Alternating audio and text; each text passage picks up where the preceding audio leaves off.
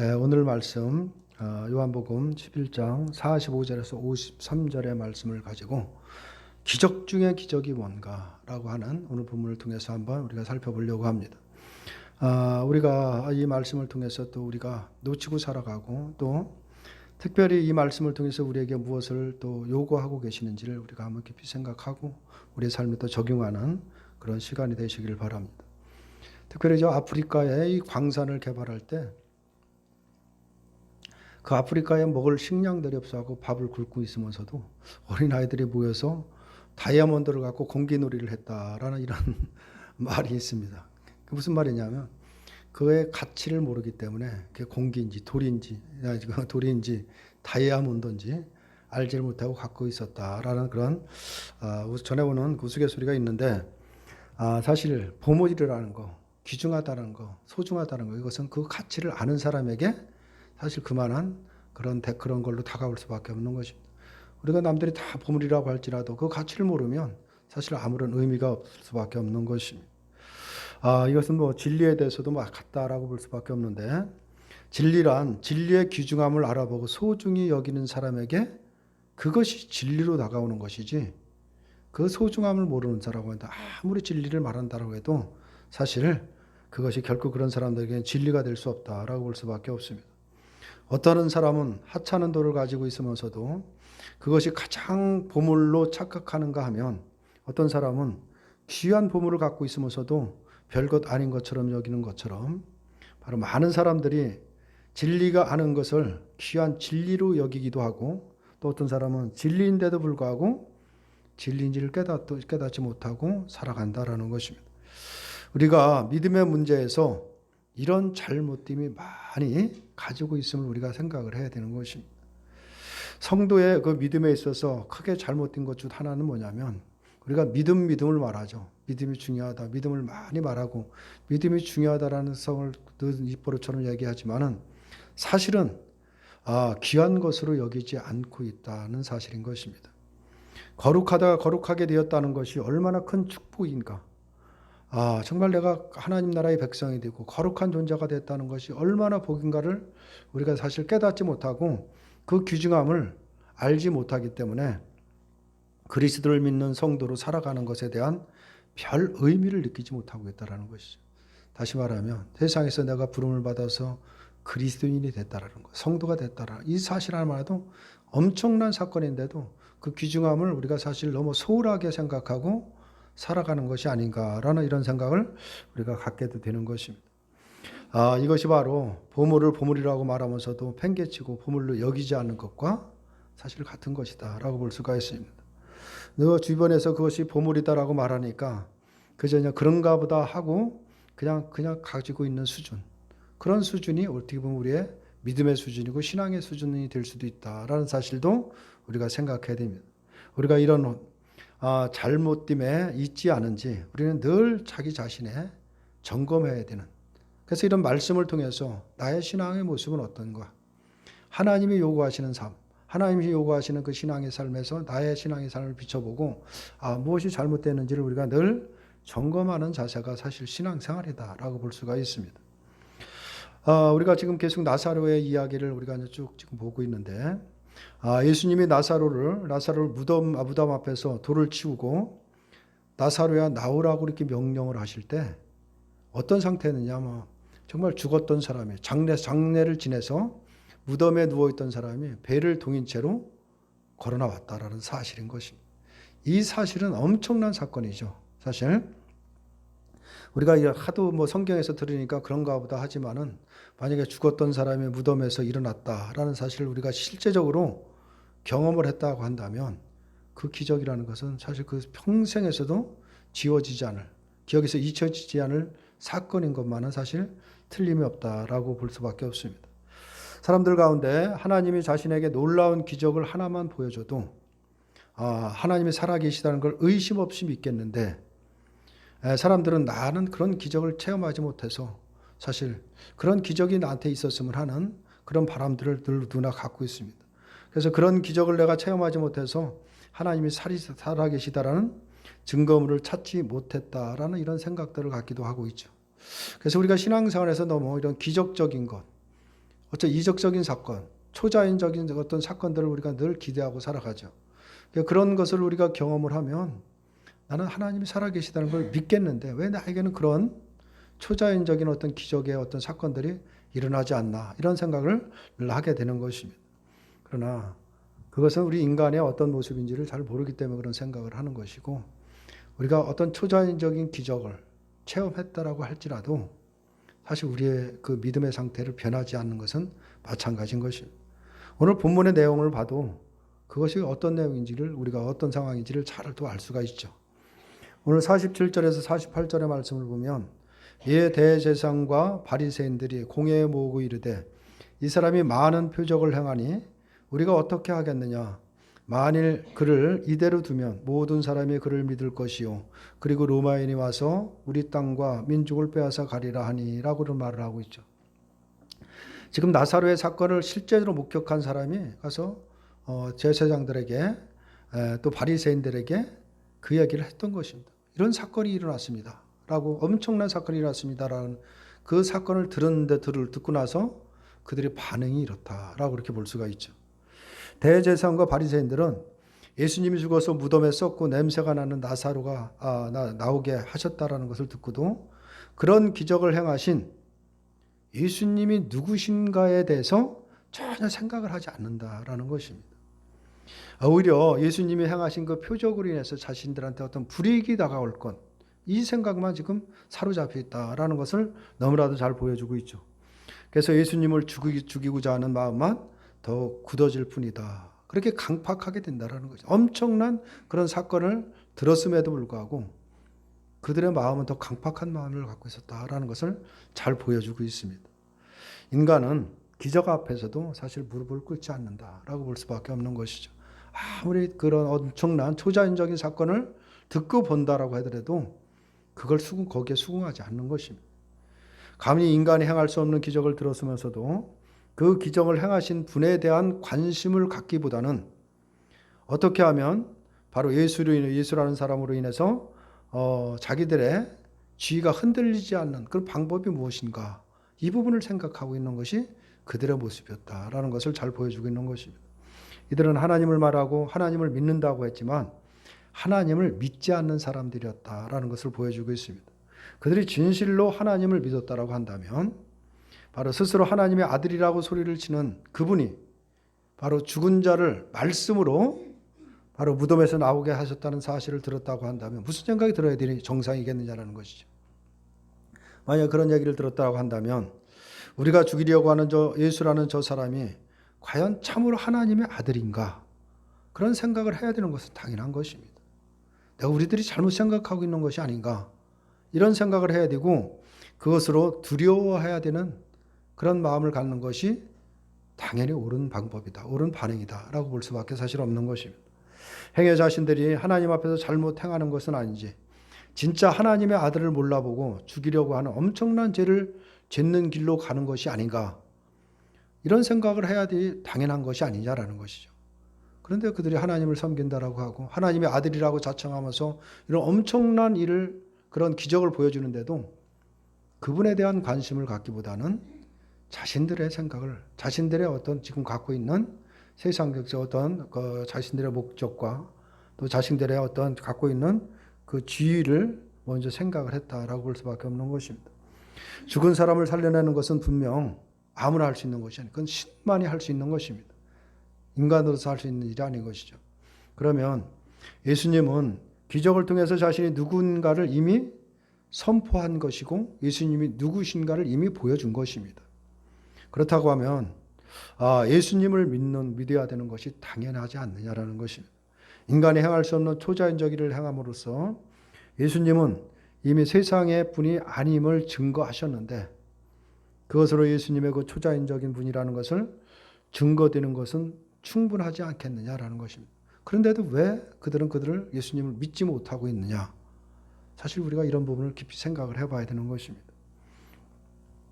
그들은 오히려 예수님에 대해서 관심을 갖기보다는 오히려 많은 사람들이 예수님을 믿는 것을 걱정하는데 도대체 이런 마음이 왜 그런 마음을 들어가겠느냐라는 것입니다. 이들에게는 놀라운 기적도 소용이 없었습니다. 예수님이 감히 사람이 할 수 없는 기적을 보이셨는데도 우리가 죽이려고 하는 예수라는 자가 진짜 하나님의 아들인 것이 아닌가라는 의심조차도 하지 않았다. 이 부분은 참 지금 우리가 생각을 해도 대단히 어떻게 보면 심각할 정도다라고 볼 수밖에 없는 것이죠. 다만 죽여버리면 많은 사람들이 예수를 따르는 것을 막을 수가 있는 거고, 그렇게 되면 유대인 사회 안에서 자신들의 지위 또는 국권이 지킬 수 있다라는 그런 생각을 갖고 있는 것입니다. 이것이 바로 진리에 전혀 관심을 두지 않는 그런 태도가 어떤 것인가를 명백히 보여주는 일이다라고 볼 수가 있는 것입니다. 이런 일들은 그 당시 대제사장이나 그 유대인들 그들에게만 나타나는 일들이 아니라 오늘날 우리들도 마찬가지라는 사실을 우리가 기억해야 됩니다. 우리는 끊임없이 말씀이 전파되고 말씀을 듣는 언제든지 말씀을 볼 수 있는 그런 환경을 살아갑니다. 말씀을 듣고 계속해서 우리가 수없이 설교를 듣고 말씀을 듣고 기도하고 신앙생활을 하고 있죠. 그런데 말씀에 따라 자신을 살피는 것이 없다라는 것을 우리가 생각을 해야 되는 것입니다.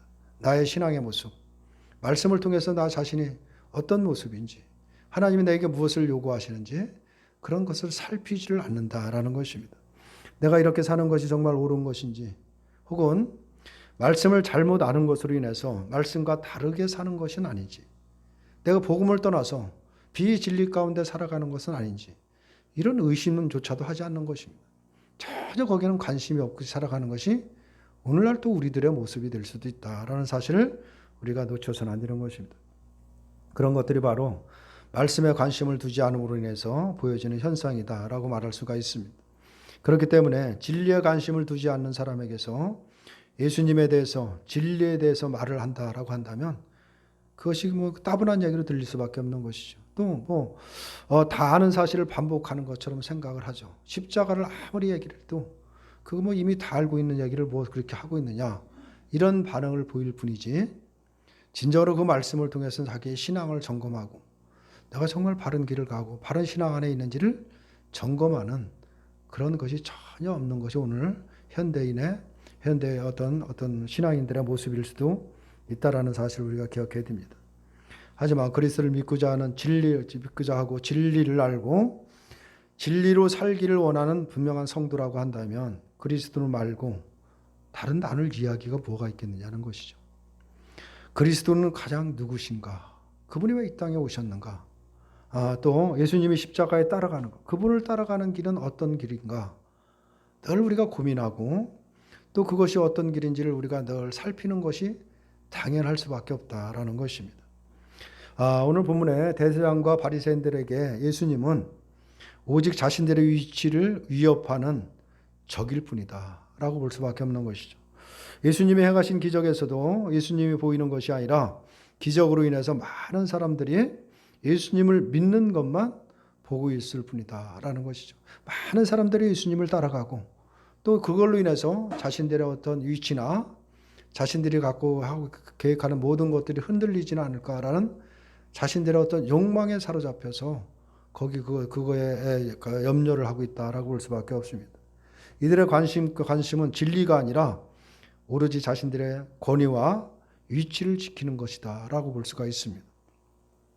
현실을 살아가는 자기 인생에 대한 욕심이 결국 기적에서 생명 대신 예수님을 보지 못하게 한 것이다 라는 것을 말하고 있는 것입니다. 그리고 이러한 모습이 오늘 우리들에게도 똑같이 나타나고 있다라는 것을 기억해야 됩니다. 현실에 매여서, 현실에 살아가는 그 모든 환경에 매여서 진정으로 주님의 진리 안에 우리가 거하지 못하고 있을 때가 너무나 많은 것입니다. 우리가 자기 목적과 욕심이 있는 인생을 고집하고 살아갈 때 우리는 그리스도를 볼 수가 없다라는 사실을 우리가 기억해야 됩니다.